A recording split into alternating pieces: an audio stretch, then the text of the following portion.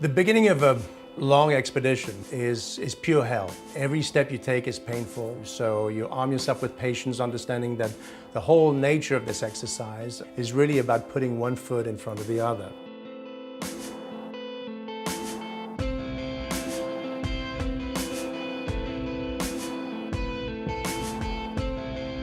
So how do you become an Arctic explorer? Well, I mean, it starts, I think, with a dream, and as a child I was exposed to early novels and accounts of the golden age of exploration. So early on I knew that I would want to become an adventurer and explore in nature. But athleticism is something that I did out of passion and out of personal engagement. My role as both an athlete, as an advocate, and as a photographer is to try and really generate that level of interest into the polar regions.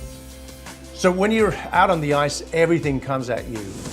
Well, we're pinned down for the second consecutive day in complete whiteout conditions right now. Then you've got this freezing, humid, cold Arctic wind that goes right through you and penetrates you to the bone. You have no option but just to carry on moving forward. When the ice moves at the whim of the winds and the currents and the tides, then it's not unusual to have negative drifts. So for every mile that you may be losing 1/10 of a mile, sometimes 2/10 of a mile. It makes for open leads of water, which are basically waterways. And that you've got a sledge behind you, you're carrying anywhere from 200 to 400 pounds of gear, depending on the length of the trip. You start progressively to push your rhythm a little bit more, little by little. You up it from 8 hours of travel initially to 9 and then 10.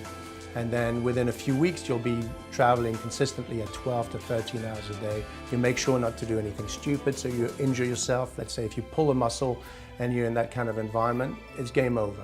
It's a brutal impact on the body that you need to preemptively train for. And so the training will be a mix of cardiovascular and core training. And as well as that, I do hikes with a 100-pound vest, and I'll go up and down hills for about an hour. You need to train your body physiologically to be taking this type of abuse, both training-wise and diet-wise. Herbalife has been a part of the most challenging expeditions that I've done and became really a critical and ongoing part of my diet, especially when it comes to high performance. Putting the right scientifically balanced nutrition in your body is critical for you to be performing at peak. I'm big on the 24 line, that's generally what I go to. And the Prolong is really good for me because it's easy to ingest. And then the shakes is basically what I drink when I'm on the trails. But it definitely fills you up, it feeds your muscle, makes you feel good, and it tastes great. It's really only about setting your mind to it, establishing a goal, understanding how to reach that goal by coming up with a strategy and applying that strategy one step at a time in order to get there. And you can really impress yourself by how far you can actually go.